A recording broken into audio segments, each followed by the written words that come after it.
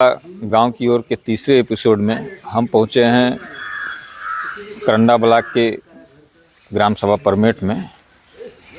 ये करंडा ब्लॉक का प्रवेश द्वार इसको कहा जाता है, इस गांव को। और इस गांव की सबसे अच्छी खासियत ये है कि इस गांव में स्वयंभू शिवलिंग स्वयं अवतरित हुए हैं और गांव के लोगों की आस्था का वो केंद्र है। इस मंदिर को लोग नवलनाथ बाबा के नाम से जानते हैं।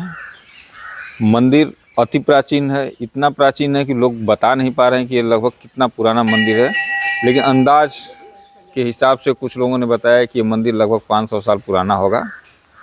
तो हम ग्राउंड लेवल पर यहाँ पहुँच चुके हैं और यहाँ के लोगों से बातचीत करेंगे, इस मंदिर की महत्ता के विषय में जानेंगे, इस गांव की संस्कृति के बारे में जानेंगे और इस गांव की परंपरा के बारे में जानेंगे। कुछ ऐतिहासिक तथ्य अगर होंगे तो उसके विषय में भी जानकारी प्राप्त करके आपके सामने प्रस्तुत करेंगे। बोले, एक बार अपना परिचय बता दें। हमारा नाम नानू सिंह यादव है जी। प्रॉपर निवासी परमेट गांव के रहने वाले हैं और हम भूतपूर्व अध्यापक रह चुके हैं। अच्छा। जी जी। नानू जी, ये जो मंदिर है नवलनाथ बाबा का, जी जी, ये लगभग कितना पुराना मंदिर है? अरे कोई नहीं बता पाएगा। ये कम से कम 500 वर्ष अगर हम कहेंगे ना तो ये समझ लीजिए कि जो है उससे भी ज़्यादा है। बहुत प्राचीन मंदिर है। पहले जो है ये कई दफ़ा जो है कई लोग मिल करके कई दफ़ा में इसको बनवाए जो है। और एक बार जो है गुंबज बना, इसके बाद ओसारी बनी, इसके बाद चारदीवारी बनी। जब हमेशा रिपेयर होता रहता है। ये कब तक के हैं, कहाँ से आए, कैसे आए, ये तो स्वतः ज़मीन से उत्पन्न हुए हैं। लोग ऐसा बुजुर्ग बताते हैं। बहुत पुराना है। समझिए क्षेत्र के सबसे जो है अभी ऐसा मंदिर वाराणसी में ही आपको मिलेगा जो है। ये मंदिर बहुत पुराना है और बहुत मानिंद है और लोगों की निगाह में भी है। जी। आपको आप यहाँ आते हैं, प्रतिदिन आते हैं? जी जी। तो आपको कैसा महसूस होता है? बहुत अच्छा महसूस, शांति मिलती है, पीसफुल स्थान है। जी जी जी। और यहाँ पर सभी लोग आते हैं। सावन में जो है 1 महीने यहाँ पर श्री रामचरितमानस का पाठ होता है। इसके बाद जब पाठ समाप्त हो जाए, सावन के लास्ट में यज्ञ होती है।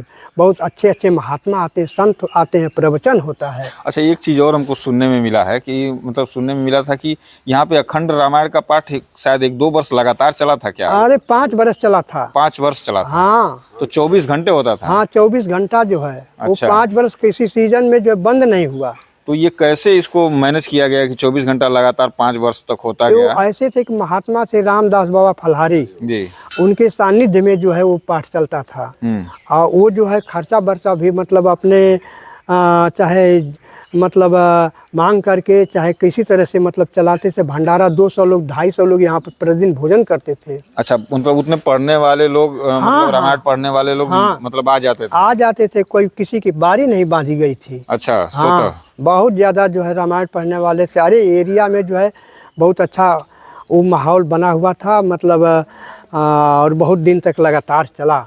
जी जी जी जी, 5 वर्ष तक जो है चला। मंदिर के विकास के लिए, चूंकि देख रहे हैं, हमको लग रहा है कि ये लगभग 2 बीघे के आसपास होगा। हाँ, अधिक है। मंदिर के विकास के लिए जी नानू जी, आप क्या मतलब अपेक्षा रखते हैं, मतलब कैसे हो? मंदिर के विकास के लिए कोई मान लीजिए अगर सरकारी प्रोजेक्ट मिल जाए जी तो अति उत्तम है।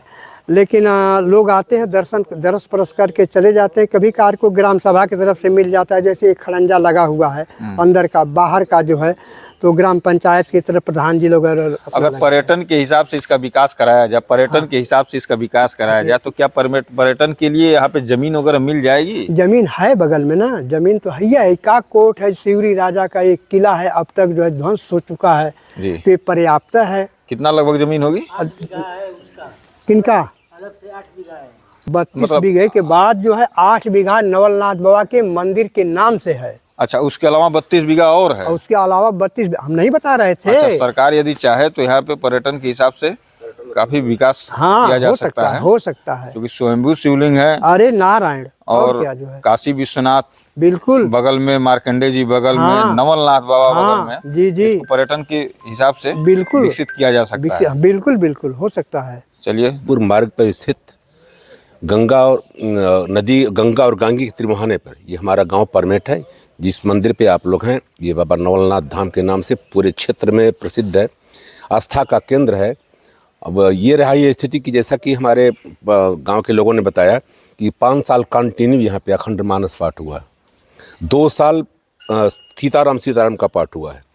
गांव के लोगों ने विकास के लिए एक तरह से मांग के चाहते हैं, हम तो ये कह सकते हैं कि हमारा गांव विकास के मामले में जापान है और शिक्षा के मामले में केरल है। सबसे बड़ी विडंबना, सबसे बड़ी सौभाग्य हमारे गांव का ये है कि नशा वाले हमारे यहाँ बहुत गिने चुने कहीं होंगे तो घर में होंगे, कहीं कोई हमारे यहाँ कोई दुर्व्यसन नहीं, कोई वो नहीं है। एकदम सात्विक और आध्यात्मिक हमारा गांव है। और आगे गंगा का त्रिमुहाना है। ये कुआं भी देख रहे होंगे आप लोग, चूँकि कुआं में पानी नहीं निकला और गिरने का खतरा था। ये बनगांवा के निवासी स्वर्गीय वीरेंद्र सिंह ने उस समय ये धर्मशाला, हमको लग रहा है 40 साल पहले धर्मशाला का निर्माण करवाया था, कुआं खोदवाया था। लेकिन कुएं से जब पानी नहीं निकला तो इसको पाट के कि कहीं कोई दुर्घटना न होने पाए, कुएं के चबूतरे का रूप दे दिया गया। एक चीज मतलब समझ में आया हमको कि ये गंगा नदी है और एक गांगी नदी के समागम पर, हाँ जी, तो जहाँ मिल रहा है त्रिमुहाना, उसी के त्रिमुहाने पर एक गांव बसा हुआ है। गांगी और गंगा के त्रिमुहाने पर एक गांव बसा हुआ है। इस गांव के लोगों का मंदिर के प्रति क्या अपेक्षा है? मंदिर के प्रति अपेक्षा की बात करते हैं तो हम तो ये चाहते हैं, हम पूरे गांव की तरफ से हम जानना चाहते हैं। कई बार हमें प्रयास भी किया कि हमारे इस मंदिर के नाम से 8 बीघे जमीन है, इसके अतिरिक्त 30 बीघे और गांव सभा की जमीन है। अगर ये पर्यटन स्थल के रूप में हमारे गांव को विकसित कर दिया जाए, चूँकि रोड के किनारे है, आवागमन के तमाम सारे साधन यहाँ पे उपलब्ध हैं, तो ये हमारे क्षेत्र का पूरा सौभाग्य होगा। बहुत बढ़िया पर्यटन स्थल का रूप धारण कर लेगा हमारा गाँव ये। जी, ये जानकारी है। करंडा क्षेत्र बहुत मशहूर क्षेत्र है, करंडा क्षेत्र बहुत मशहूर क्षेत्र है और ये करंडा क्षेत्र का प्रवेश द्वार है जी। मतलब यहीं से करंडा क्षेत्र में प्रवेश किया जाता है। और करंडा क्षेत्र में हम ये देखे हैं कि एक से महान विभूतियाँ भी मिली हैं हमको, जो स्वतंत्रता के आंदोलन में और सामाजिक कार्यों में उनका बड़ा नाम रहा है। तो अपने गांव में भी कोई ऐसे सेनानी वगैरह रहे हैं? हमारे यहाँ स्वतंत्रता सेनानी के रूप में रूपा बिंद, जिनके नाम से वहाँ गेट बना हुआ है, स्वतंत्रता सेनानी रहे हैं। उनकी बहू इस समय प्रधान है गांव की। अच्छा, उन्हीं की बहू प्रधान है और स्वतंत्रता सेनानी थे। हाँ, स्वतंत्रता सेनानी, मतलब समाज सेवा में। और एक स्वतंत्रता सेनानी हमारे यहाँ बाढ़ू सिंह थे, वो भी नंदगंज में उनको गोली लगी थी जब लोग ट्रेन लूटने गए थे। बाढ़ू यादव और श्रीराम गुप्ता 3 हमारे यहाँ स्वतंत्रता संग्राम सेनानी रहे हैं। यानी क्षेत्र के प्रवेश द्वार से स्वतंत्रता सेनानी मिलना शुरू हुए और वो लगभग करंडा ब्लॉक के हर गांव में एक स्वतंत्रता सेनानी, 2 स्वतंत्रता सेनानी, 4 स्वतंत्रता सेनानी देखने को मिल जाते हैं। ये करंडा क्षेत्र अपने आप में एक उपलब्धि हासिल किए हुए हैं। चूँकि मंदिर यह काफ़ी पुराना है, लेकिन इसके मतलब उद्भव पर, मतलब कब इसका मतलब लोगों ने इसको जाना कि यहाँ शिवलिंग है। देखिए, इस पे कुछ मंदिर तो तमाम किंवदंतियाँ हैं, कम से कम 500 साल पुराना लोग बताते हैं। और 200-250 साल पहले चूँकि जंगल तक खेती बाड़ी यहाँ पे होती थी, तो स्थानीय किसान जब हल की जुताई कर रहे थे तो हल का फाल जब टकराया तो लोगों ने सोचा कुछ होगा। खुदाई शुरू हुई, अंत तक लोग खोदते खोदते जब थक गए और शिवलिंग का पता नहीं लग पाया, तब हमारे पूर्वजों ने, उसमें मैनपुर के गौतम परिवार का भी विशेष योगदान रहा कि उन्होंने शिवलिंग की स्थापना कराई। सबसे बड़ी विशेषता मंदिर की ये है कि जो भी आप देख रहे हैं, मंदिर में कहीं भी ईंट नहीं लगा है, सारे पत्थर के हैं। बाद में भक्तों ने अपनी सुविधा के हिसाब से इसमें टाइल्स लगवा दिया और बढ़िया अर्घा बनवा दिया। नंदी भगवान की मूर्ति खंडित हो गई थी, उसको लोगों ने बदलवा दिया। और गांव की इतनी अगाध आस्था है कि आप कल्पना कर सकते हैं कि 24 घंटा अखंड मानस पाठ में पसीना आ जाता है लोगों को। हम लोग सोचते हैं कैसे व्यवस्था करें। यहाँ 5 साल तक सावन में प्रति महीने 1 महीना तक, हर महीने की पूर्णमासी को भी हमारे यहाँ, चूँकि मंदिर के पुजारी गोसाई बाबा आज नहीं है, और कल फ़ोन भी किए थे लेकिन संभवतः कहीं बाहर है, नहीं तो आपको और विस्तार से बताते। और गोसाई बाबा का भी इस मंदिर में बहुत बड़ा योगदान है। ये मंदिर जो भी देख रहे हैं गांव के लोगों से, क्षेत्रीय लोगों के सहयोग से ही बना है। और हम तो ये चाहेंगे कि महाशिवरात्रि को यहाँ पर बहुत बढ़िया मेला लगता है, जिसको गांव के लोग बैरिया वाला मेला पूरे क्षेत्र के लोग कहा करते थे।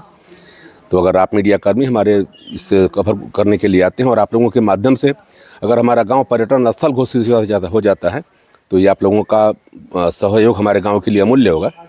यही हमारी बात। अंबिका जी, इस मंदिर की या इस गांव की, परमेट गांव की, गाजीपुर मुख्यालय से दूरी कितनी पड़ेगी? दूरी लगभग 10 किलोमीटर है। गाजीपुर से 10 किलोमीटर, गाजीपुर सूचकपुर पर हमारा गांव स्थापित स्थित है। और पूर्व समय से और वर्तमान समय में क्या कुछ छूट गया है जो आप वर्तमान में चाहते हैं कि वो लागू हो जाए? देखिए, आपको बताएं, सबसे पहले डॉक्टर राजकुमार सिंह गौतम यहाँ बसपा के विधायक थे और हमारी उनसे बात हुई एक कार्यक्रम के दौरान आपके यहाँ विद्यालय पे। तो हमारे गांव में आए, उन्होंने हमसे कहा कि आपको क्या चाहिए। मैंने उनसे बताया कि मुझे व्यक्तिगत कुछ नहीं चाहिए, आप हमारे गांव पे एक गेट बनवा दीजिए और इंटरलॉकिंग रोड बनवा दीजिए। और इसके बाद समरसेबल की भी हमने बात की। हमारे दरवाजे पे बैठे थे उनके लोग, कम से कम उनको लग रहा है सैकड़ों की संख्या में आए थे। उसका परिणाम ये रहा कि वो इंटरलॉकिंग रोड उन्होंने बनवाया पहले और गेट बनवाया, डॉक्टर राजकुमार सिंह गौतम की देन है। इसके बाद वर्तमान विधायक द्वारा आप देख रहे हैं, इन्होंने सौर ऊर्जा से वो लगवा दिया है। लेकिन हमारी विधायक जी से बात भी हुई थी, तो हमने कहा विधायक जी कम से कम इतना प्रयास कर दीजिए कि हमने विधायक से मांग किया था। हमने कहा कि हमारे गांव की मांग है ये है कि नवलनाथ बाबा गेट से लेकर के और मंदिर तक या तो सीसी हो जाए या तो पक्की रोड हो जाए। तो उन्होंने कहा कि दुबे जी एक बार हमारे घर आइए, इसके बाद आपको प्रोग्राम हम बना के दीजिए, कार्यक्रम हम प्रयास करते हैं। जी जी। पूर्व की कोई परंपरा? पूर्व की परंपराओं में वर्तमान परिवेश में पूर्व में बहुत ही अंतर आ गया है। पहले लोग एक दूसरे के दरवाजे बैठते थे, जाड़े के दिन में जिसको कहते हैं अलाव जलता था, लोग बैठ के एक दूसरे के सुख दुख बांटते थे। अब तो लोग रिजर्व हो गए हैं। सारी स्थितियां गांव में भी जो है अब शहरी कल्चर धीरे धीरे स्थापित हो रहा है। यही है स्थिति। शिक्षा के क्षेत्र में जहां तक बात है तो हमारा गांव लगभग 4 पुरों में विभाजित है, जिसमें 3 प्राथमिक विद्यालय हैं। एक इस पूर्व में है, एक बिंदपुरा में है, एक कोयरीपुरा में है। 2 इंटर कॉलेज भी हमारे यहाँ निजी हैं और एक संस्कृत विद्यालय भी चलता है। आबादी कितनी होगी गांव की? आबादी 5,000 के लगभग होगी। 5,000 के लगभग, तीनों पूर्व की मिला के आबादी हमारी है। मंगलम चला गांव की ओर कार्यक्रम में आपने देखा ग्राम सभा परमेट को। ये मंगलम न्यूज़ का तीसरा एपिसोड था। ग्राम सभा परमेट में स्वयंभू शिवलिंग बाबा नवलनाथ धाम का आपने दर्शन किया, उनकी विशेषताएं और गांव की उन्नति के विषय में भी आपको जानकारी मिली। वहां के लोगों का कहना है कि गांव विकास के मामले में जापान और शिक्षा के मामले में केरल है। एक बात और आप जानते चलें कि करंडा ब्लॉक या करंडा क्षेत्र जनपद का मशहूर क्षेत्र था और उस मशहूर करंडा क्षेत्र के में प्रवेश करने के लिए ग्राम सभा परमेट जो है प्रवेश द्वार का काम करता है। गांगी नदी के किनारे बसा यह गांव करंडा क्षेत्र में प्रवेश का द्वार है। इसी से करंडा क्षेत्र में प्रवेश किया जाता था। हम उस रास्ते को भी आपको दिखाए और नए रास्ते को भी आपको दिखाए। इसी प्रकार के अन्य गांवों का भ्रमण मंगलम न्यूज़ करता रहेगा और आपको दिखाता रहेगा। आपको हमारा चैनल पसंद आए तो लाइक और सब्सक्राइब जरूर करें।